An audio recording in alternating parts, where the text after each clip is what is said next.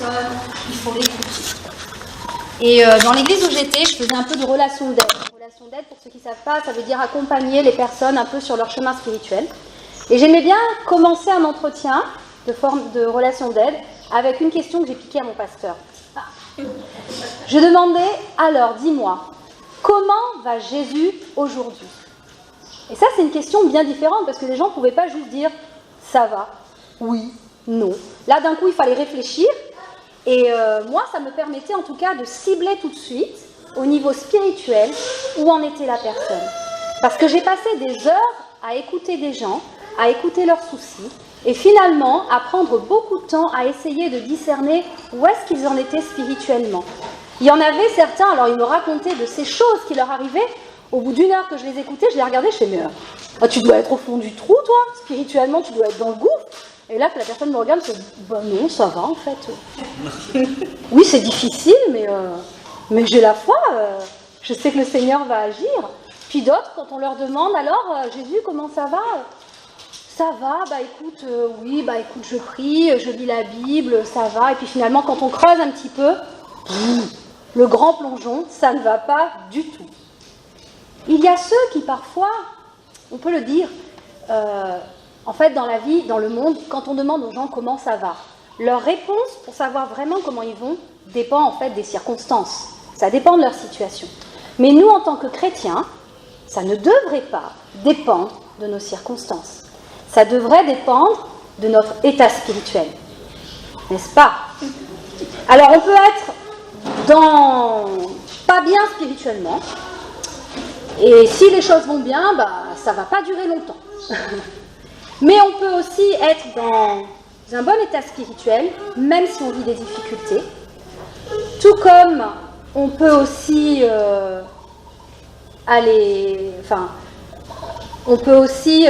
croire qu'on va bien. Ça, c'est la pire des positions. C'est quand on croit qu'on va bien spirituellement, et puis finalement, en creusant un petit peu, eh bien, on se rend compte qu'on est loin de Dieu. Ça, c'est une grande dégringolade et c'est très difficile à vivre. En tout cas, ce matin, je voudrais qu'on fasse un petit peu le point. Et je vous invite ce matin à plonger les regards dans une histoire de la Bible qui se trouve dans Matthieu, chapitre 12, dans laquelle nous allons voir plusieurs personnes, plusieurs circonstances, différents états spirituels. On va commencer par lire d'abord les 3 premiers versets. Matthieu 12, versets 22 à 24. Alors, on lui emmena un démoniaque. Lui, c'est Jésus. On lui emmena un démoniaque, aveugle et muet. Et il le guérit, de sorte que le muet parlait et voyait. Toute la foule, hors d'elle-même, disait « N'est-ce pas là le fils de David ?» Les pharisiens, l'ayant appris, dirent « Cet homme, il parlait de Jésus, ne chasse les démons que par Béelzébul, prince des démons. » On s'arrête là pour l'instant. Déjà, dans ce début d'histoire, on a 4 personnes, ou 4 groupes de personnes, qui ont chacun leur situation, et on va essayer de creuser un peu pour voir leur état spirituel. Mettons de côté Jésus pour l'instant, parce qu'on va lire la suite, et ça va nous donner des éléments sur lui. Il nous en reste 3. Tout d'abord, le démoniaque. Au verset 22, on emmène une personne à Jésus qui est aveugle, qui est muet et qui est démoniaque. C'est quoi sa situation physique? Bonne? Terrible. Aveugle, muet. Sa situation spirituelle? Bonne? Possédé par un démon. C'est affreux. Il vient dans une situation vraiment affreuse. Est-ce qu'il va rester comme ça? Heureusement que non. Apparemment, il a des bons copains qui l'ont amené à Jésus. Et Jésus a fait un miracle pour lui. Jésus l'a guéri. Et là, tout d'un coup, les choses changent. Sa situation maintenant. Le texte nous dit, il parlait et il voyait. Il faut savoir que si on prend la même histoire, et on va la regarder dans l'évangile de Luc, au chapitre 11, il est dit que Jésus a chassé un démon qui le rendait muet.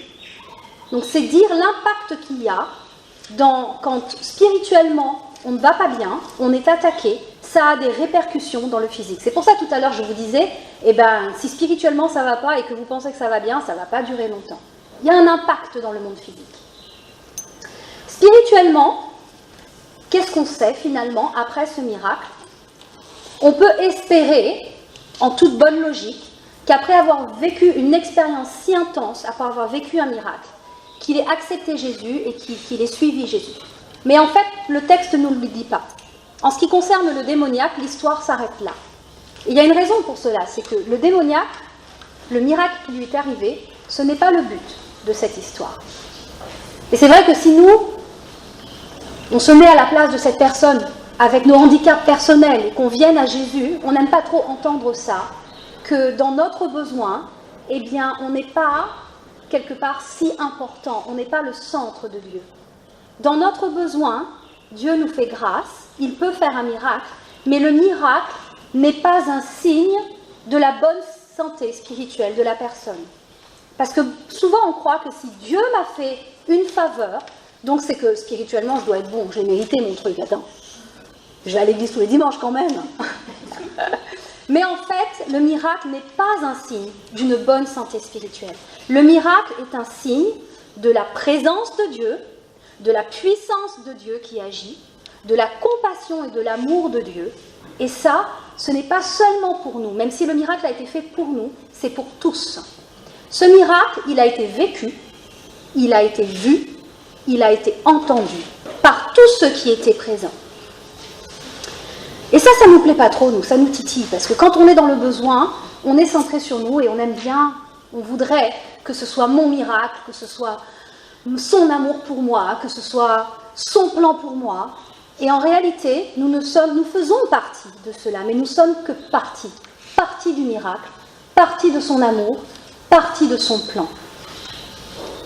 Le miracle, finalement, n'est pas un signe d'obéissance. Si on regarde d'ailleurs dans la Bible, ça m'a fait rire quand je pensais à ça, quand on regarde dans la Bible, Jésus, des fois, quand il a guéri des gens, il leur a dit, première chose qu'il leur demande de faire, surtout ne le répétez pas, protéger sa vie, protéger l'œuvre de Dieu, il leur disait ne le répétez pas. Et eux, qu'est-ce qu'ils faisaient? Donc, vous voyez, le miracle n'est pas un signe qu'il y a obéissance. Mais effectivement, on peut penser qu'après avoir vécu une expérience si forte, on fera le pas de foi pour accueillir Jésus et pour le suivre. En réalité, à la fin de l'histoire de ce paralytique, tout ce qu'on peut dire spirituellement à son sujet, c'est qu'il y avait un démon en lui, que Jésus est venu, que Jésus l'a chassé, et maintenant, la place est libre.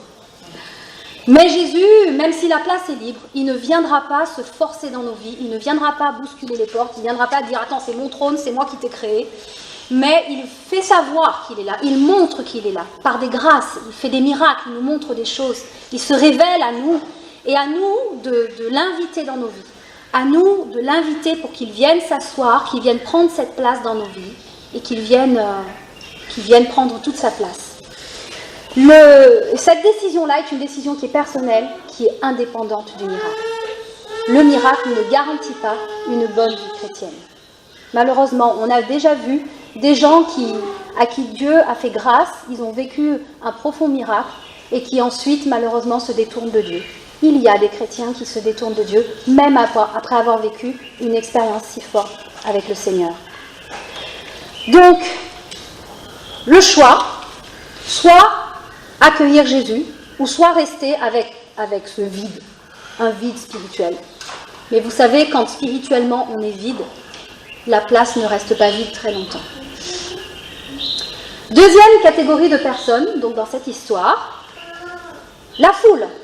Il y avait ce jour-là des gens qui étaient là.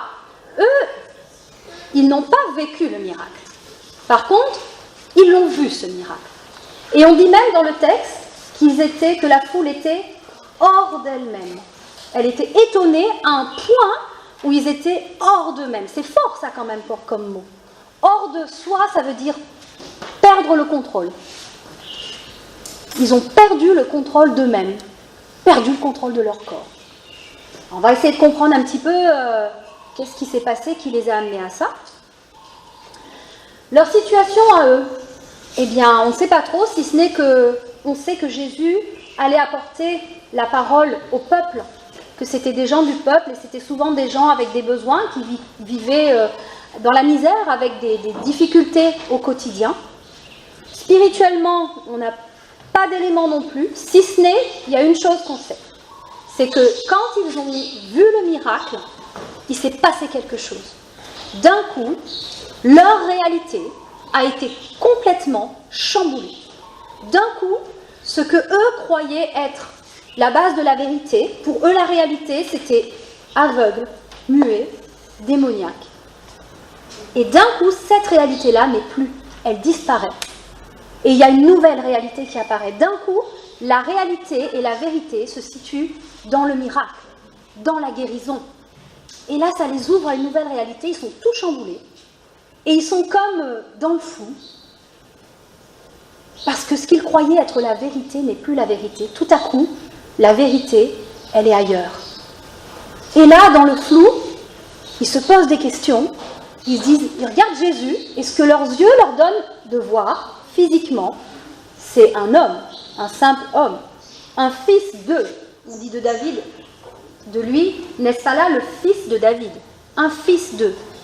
Un homme comme vous et moi, homme, guérison, miracle, impossible, impossible. Ils sont obligés d'aller chercher la vérité et l'explication ailleurs, dans cette nouvelle réalité qui s'ouvre à eux, la réalité du miracle et de l'impossible. Et là, ils associent miracle, fils de David. Ils se rappellent les signes de l'avènement du Messie. Et à l'époque, il faut savoir que le peuple était dans l'attente de ces signes.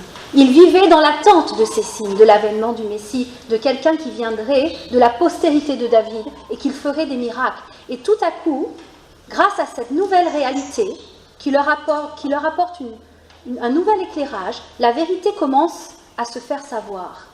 Tout d'un coup, il y a une révélation qui est là.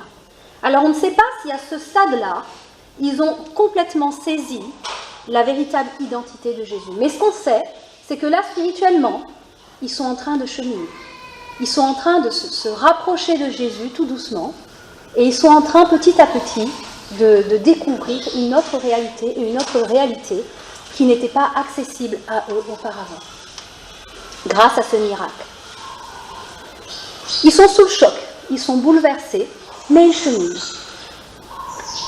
Troisième groupe de personnes qui, eux, ne sont pas du tout contents de savoir qu'il y a des gens qui se rapprochent de Jésus, les pharisiens. Les pharisiens, eux, ils n'ont pas vécu le miracle, ils n'ont pas non plus vu le miracle. On dit qu'ils l'ont appris, c'est-à-dire qu'eux, ils l'ont entendu. Ils ont entendu ce qui s'est passé, et à partir de là, ça a déclenché quelque chose en eux qui va les pousser à lancer une accusation sur Jésus. On savait déjà dans le chapitre juste avant que les pharisiens, ils étaient en train de se retrouver entre eux et ils étaient en train de monter des complots pour trouver des moyens de faire mourir Jésus. Pourquoi ? Pourquoi ? Parce que si on regarde eux leur situation aux pharisiens, elle était bonne. Ils avaient le pouvoir, ils avaient l'autorité, c'était eux qu'on enviait. Mais spirituellement, eux, ils pensaient aussi qu'ils étaient au top. Ils pensaient qu'ils étaient au top. Mais Jésus vient, et là, Jésus, il met un grand coup de pied là-dedans. Parce que là, tout à coup, le pouvoir, c'est plus eux qui l'ont. Ils le voient dans les miracles, c'est Jésus qui a le pouvoir. Ils sont en train de perdre leur autorité, et là, tout à coup, c'est Jésus qui a l'autorité. C'est Jésus qui retient et qui garde l'attention des gens. Et ça ne leur plaît pas. Et là, il se passe quelque chose dans leur cœur qui s'alimente, et qui les pousse à élaborer des plans pour essayer de faire mourir Jésus. Donc là, eux, ils sont dirigés par la colère, la crainte de perdre leur situation, la jalousie. Et toutes ces choses-là vont les pousser à accuser Jésus au verset 24 et à dire de lui, cet homme ne chasse les démons que par Béelzébul, prince des démons. Et on va voir dans un instant que si on pense qu'on est spirituellement au top, mais que la réalité spirituelle dans le cœur, ce n'est pas ça, il se prépare une grande dégringolade. Et je vous invite à découvrir la suite au verset 25 à 30. Comme Jésus connaissait leurs pensées, il leur dit, royaume divisé contre lui-même est dévasté, et toute ville ou maison divisée contre elle-même ne peut subsister. Si Satan chasse Satan, il est divisé contre lui-même. Comment donc son royaume subsistera-t-il? Et si moi, je chasse les démons par Béelzébul, vos fils, par qui les chassent-ils? C'est pourquoi ils seront eux-mêmes vos juges. Mais si c'est par l'Esprit de Dieu que moi je chasse les démons, le royaume de Dieu est donc parvenu jusqu'à vous. Ou comment quelqu'un peut-il entrer dans la maison d'un homme fort et piller ses biens sans avoir auparavant lié cet homme fort? Alors seulement il pillera sa maison. Celui qui n'est pas avec moi est contre moi, et celui qui n'assemble pas avec moi disperse. Donc là, on a une plus grande connaissance maintenant de cette histoire, et on voit qu'il y a deux camps, deux visions, deux forces à l'œuvre.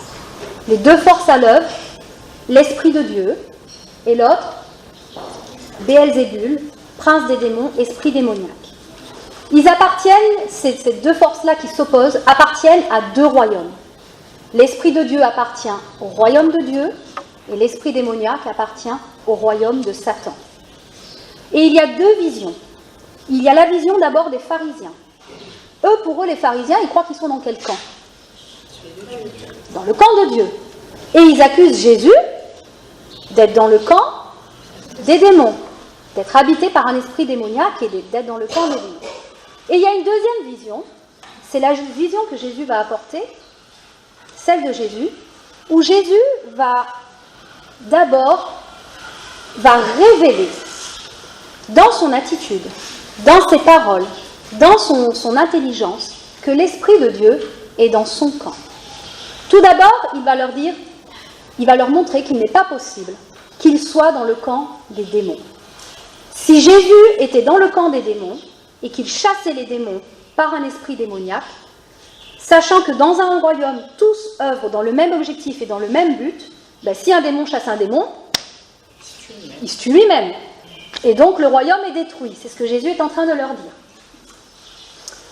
Et ensuite, une fois qu'il leur a fait comprendre qu'il n'était pas dans le camp des démons, il va faire une démonstration qui est assez incroyable de l'esprit à l'œuvre dans son camp.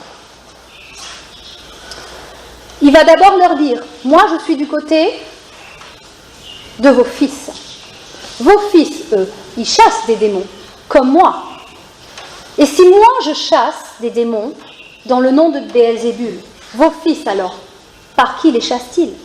Bien sûr, les pharisiens ne diront jamais que leurs propres fils chassent des démons dans le nom de Béelzébul. Donc là, ils peuvent rien dire. Jésus leur a cloué le bec. Et ils sont forcés d'admettre que donc, si eux chassent des démons avec l'Esprit de Dieu, lui aussi chasse des démons dans l'Esprit de Dieu. Donc là, dans la vision de Jésus, il est dans le camp de l'Esprit de Dieu et avec leur fils. Et eux, ils sont opposés. Opposés à l'Esprit de Dieu, opposés à Jésus, bien sûr, mais même à leur propre fils. Et c'est pourquoi Jésus leur dit, un jour, vos fils seront vos propres juges. Et donc, on voit que si dans la vie, on ne peut pas se soumettre à l'Esprit de Dieu, on peut facilement se faire attaquer par le camp adverse et se faire démolir. Mais ici, Jésus nous donne une démonstration incroyable de l'Esprit de Dieu à l'œuvre dans sa vie. Comment? Déjà, dans son attitude. Dans son attitude, on voit que Jésus, franchement, si c'était à nous qu'on nous disait une accusation pareille, moi on me lance une accusation pareille, je vous assure qu'il se passe des choses dans le cœur. On se met en colère, c'est la réaction humaine, c'est la réaction du monde. Mais Jésus, lui, il n'a pas l'air de se mettre en colère. Là, vous êtes d'accord avec moi? Il n'a pas l'air de se mettre en colère. Je dirais même, on a l'impression, presque, qu'il n'est pas atteint au niveau émotionnel parce que les pharisiens sont en train de lui dire. C'est quand même assez incroyable, ça. Il a une contrôle, il a une maîtrise de lui-même. Et si c'est vrai dans notre vie, quand il nous arrive des situations, quand on est attaqué, quand on est accusé, on n'est pas capable de se soumettre à l'Esprit de Dieu. Dans ce cas, comme les pharisiens, On est gouverné par quoi alors? On est soumis à quoi? On est soumis à nos émotions négatives, on est soumis à nos pensées destructrices, on est soumis à des désirs qui sont charnels, et c'est avec cela que nous allons agir, et ça va avoir un impact dans nos situations. Mais Jésus, lui, montre qu'il se maîtrise. Il a le contrôle de son corps, dans son attitude. Il est soumis à l'esprit. Et on le voit aussi dans son intelligence. Il est dit que Jésus connaissait leurs pensées. Il y a une dimension de révélation qui est là, comme si, en fait, je me suis dit dans cette histoire, finalement, peut-être que les pharisiens, ils n'ont pas dit à voix haute l'accusation contre Jésus. Ils étaient parmi la foule, parce qu'eux, ils n'ont pas vu, ils sont venus après. Ils étaient parmi la foule, et ils ont lancé ça en sourdine, pour semer la zizanie dans la foule, sans que Jésus puisse les accuser. Mais Jésus, lui, avait le Saint-Esprit qui était avec lui, et le Saint-Esprit a révélé Jésus quelles étaient leurs pensées cachées. Waouh! Quand j'ai lu ça, je me suis dit, mais le Saint-Esprit, en fait, c'est un puissant scanner. On voit le cœur des gens, mais pas comme sur une radio ou un scanner. On voit l'intention du cœur, la réalité du cœur. Et ça, c'est puissant quand même, de connaître le cœur de quelqu'un. Et là, c'est dans cette révélation-là qu'on voit qu'en fait, il y a une dimension de la réalité qui est au-delà de la réalité du monde. Jésus, s'il n'avait pas reçu cette révélation-là, peut-être qu'il n'aurait jamais su qui était en train de l'accuser, ce qui était en train de se faire et se dire contre lui.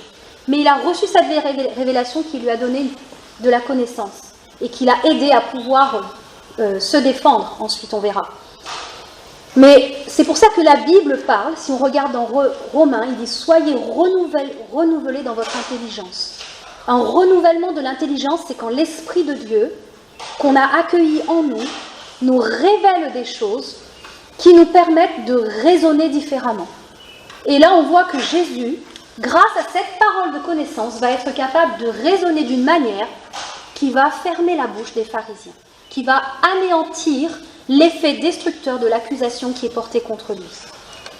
Et donc, on voit l'Esprit de Dieu à l'œuvre avec Jésus, aussi à travers ses paroles. Les paroles de Jésus, parce qu'on voit qu'il n'est pas atteint par ça. Pourquoi est-ce qu'il n'est pas atteint? Parce que finalement, cette accusation que lancent les pharisiens, elle n'était pas destinée à Jésus directement, mais elle était destinée à l'Esprit Saint. C'est l'Esprit Saint dans cette histoire qui est attaqué, ce n'est pas Jésus directement. C'est l'Esprit qu'ils accusent. Et l'Esprit Saint se défend lui-même. Ils attaquent Jésus, et en s'attaquant à Jésus, ils s'attaquent à l'Esprit Saint qui est en Jésus. Et c'est l'Esprit Saint en Jésus qui va se défendre. Et la parole nous montre dans l'Ancien Testament, déjà dans Exode 4, Moïse, quand Dieu voulait l'envoyer pour parler au Pharaon, Moïse, il hésitait, il ne voulait pas parce qu'il bégayait, il n'était pas à l'aise avec la parole. Mais Dieu lui a dit, ouvre la bouche et je parlerai pour toi. Dans Luc 21, versets 14 et 15, il est dit, mettez-vous donc dans l'esprit de ne pas préméditer votre défense. Car je vous donnerai une bouche et une sagesse à laquelle tous vos adversaires ne pourront résister ou contredire. C'est exactement ce que nous sommes en train de voir ici.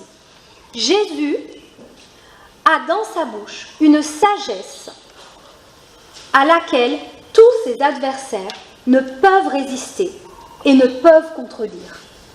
Waouh! Puissant Saint-Esprit. Et quand je regardais l'action du Saint-Esprit à l'œuvre à travers Jésus dans cette histoire, vous m'excuserez, je suis enseignante, je suis au CE2, ça m'a fait penser à un jeu qu'on joue avec les enfants à l'école qui s'appelle Ballon prisonnier. Je ne sais pas si vous avez joué ça quand vous étiez petits. Ballon prisonnier, pour ceux qui ne connaissent pas, 2 camps, 2 équipes, 1 ballon. Le ballon sert à tirer sur les joueurs de l'équipe adverse. Quand un joueur est touché par le ballon, il devient prisonnier du camp adverse. Mais la spécialité de notre ballon prisonnier, c'est que si quelqu'un a l'intention de m'attaquer, a l'intention de faire de moi son prisonnier, qu'il dirige un ballon sur moi, mais que j'ai le courage de ne pas courir, mais de rester, de faire face à la situation, et j'arrive du premier coup à caler le ballon avec mes 2 mains, eh bien ça annule le pouvoir du ballon de faire de moi un prisonnier. Et en plus, ça me donne à moi le pouvoir de lancer la balle dans le camp adverse pour faire des prisonniers, et même avec cette balle, je peux la lancer de manière à libérer les prisonniers de mon camp qui ont été captifs. Je trouvais que c'était une belle image pour représenter l'œuvre du Saint-Esprit dans cette histoire. Nous, sur le terrain, quand on est attaqué, seuls, franchement, on fait n'importe quoi. Si vous regardez les enfants quand ils jouent, on leur explique la règle la première fois, et à partir du moment où on a mis le coup de sifflet et qu'il y a un ballon qui vole, tout le monde court dans tous les sens. Et quand on court dans tous les sens comme ça, eh bien, on ne voit pas ce qui se passe, on ne voit pas la balle qui vient vers nous, on se fait toucher. Et quand on se fait toucher, on se vautre. Et après, on est fait prisonnier et on n'est pas content de ce qui nous arrive. Les enfants réagissent comme ça, mais même nous aussi, on réagit comme ça. Mais la puissance de ce jeu, justement, c'est que nous devons comprendre que nous avons une force, nous avons une carte supplémentaire, l'Esprit Saint, nous avons ce bonus, ce joker, nous avons cet élément de jeu qui nous permet de retourner le jeu d'une autre façon. Si nous comprenons que l'Esprit Saint en nous est capable de nous donner le courage pour faire face à notre situation, pour caler l'attaque qui est ciblée, lancée contre nous, et pour pouvoir ensuite avoir, par l'Esprit de Dieu, la sagesse qu'il faut, la connaissance qu'il faut, l'intelligence qui est renouvelée, dans mes paroles, je pourrais, comme le ballon, lier les prisonniers. Jésus parlait dans cette histoire de lier l'homme fort. Bon, sinon, on ne peut pas piller dans le camp adverse. Il faut d'abord lier l'homme fort. Avec le ballon, avec la parole de sagesse que l'Esprit Saint me donne, je peux lier les joueurs de l'équipe adverse pour les neutraliser. Et je peux aussi, avec mon ballon, libérer les captifs, libérer les prisonniers et les ramener dans le camp de Dieu. Quelle valeur l'œuvre de l'Esprit Saint aux yeux de Dieu. Quelle valeur! Parce que Jésus, par son sacrifice sur la croix, il a ouvert une voie et il a permis de nous donner accès au royaume de Dieu. Et Jésus dit aujourd'hui, vous avez vu, vous avez entendu, vous avez vécu, le royaume de Dieu est venu à vous aujourd'hui. Mais on ne peut pas entrer dans le royaume de Dieu sans l'œuvre de l'Esprit en nous. Parce que c'est le Saint-Esprit en nous qui nous convainc et qui va nous pousser par la foi à marcher dans l'Esprit sur le chemin étroit. Parce que la Bible dit que le chemin de la vie spirituelle, c'est un chemin qui est étroit. Et pour marcher sur ce chemin étroit, comme ce matin, dans la prière de Laurence et dans les paroles de prophétie qui ont été apportées, oui, le chemin est étroit. Oui, le chemin est difficile. Mais sur ce chemin, nous avons le Saint-Esprit avec nous, qui va nous aider à marcher par l'Esprit, à ne pas voir ce que mes yeux me donnent de voir, mais à voir au-delà, à voir la réalité de Jésus, la réalité de l'Esprit en moi qui me donne cette force, ce courage, qui me permet de caler les attaques qui sont dirigées contre moi, qui me donne la force de libérer des captifs dans ce monde. Il y a tellement de captifs dans ce monde. Dieu nous appelle à assembler, nous dit Jésus dans le dernier verset. Celui qui n'est pas avec moi est contre moi, et celui qui n'assemble pas avec moi disperse. Dans le camp de Jésus, le but du jeu, c'est d'assembler, c'est de gagner des âmes et de les ramener dans le royaume des cieux. Et si nous ne sommes pas dans le camp de Jésus, si nous ne sommes pas avec l'Esprit de Dieu et que nous n'œuvrons pas en ce sens, alors nous sommes dans le camp de ceux qui dispersent. Et je voudrais demander aujourd'hui, toi, dans quel camp es-tu?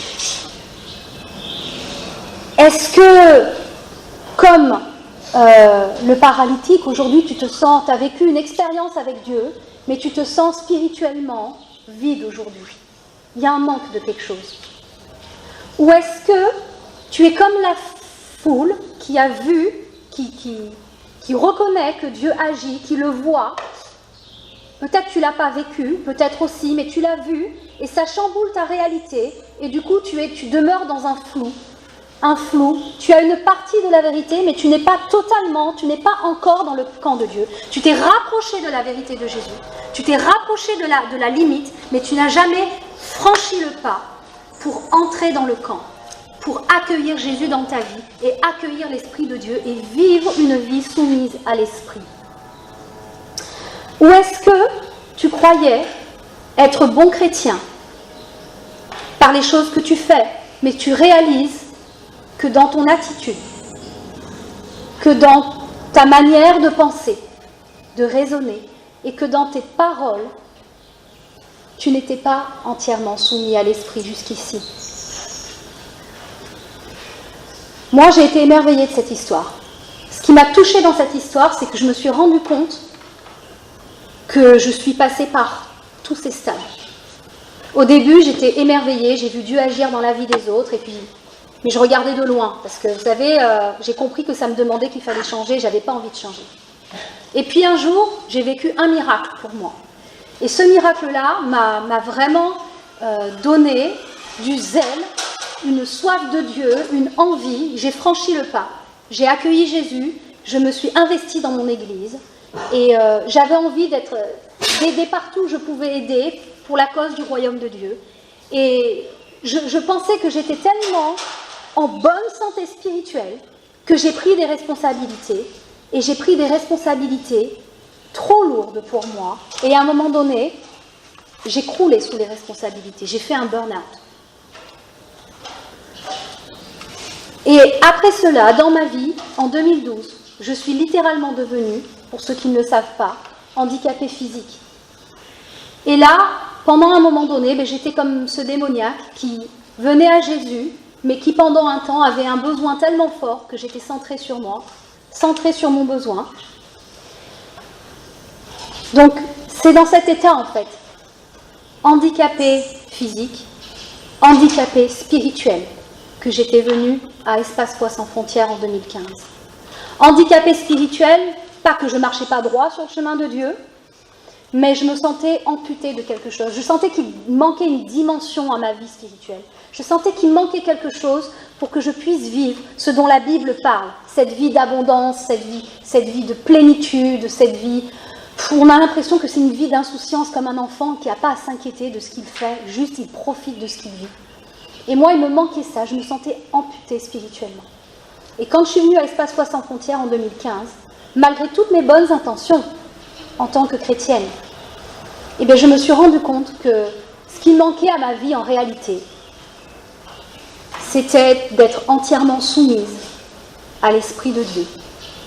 C'était d'accueillir la volonté de Dieu, que je fasse partie de son camp, que je soumette tous les domaines de ma vie à lui, et qu'il va m'utiliser pour son but, son royaume, piller le camp adverse, sauver des âmes et gagner des âmes à Dieu. Parce que finalement, nous sommes que partie. Nous faisons partie de la bénédiction de Dieu, nous faisons partie de son plan, nous faisons partie de son amour, mais le plan de Dieu est tellement plus grand. Et nous avons besoin en tant que chrétiens, je le dis parce que c'est vrai qu'il y a beaucoup de chrétiens qui ont besoin aujourd'hui de s'ouvrir, qui ont besoin de ce réveil quelque part, de s'ouvrir à la réalité que la réalité de Dieu est plus grand qu'eux. Et donc ce matin, je voudrais qu'on prie pour ça. Je voudrais qu'on prie pour un pas de foi dans chacune de nos vies, pour vivre pleinement cet exemple que Jésus nous a donné dans cette histoire, d'une vie soumise à l'Esprit, qui permettra que dans la vie, rien ne nous atteindra et qu'on pourra dire « je vais bien, je vais vraiment bien », parce que spirituellement, je vais très bien. On fait ce moment de prière ensemble et je vais demander à l'équipe de louange de se préparer.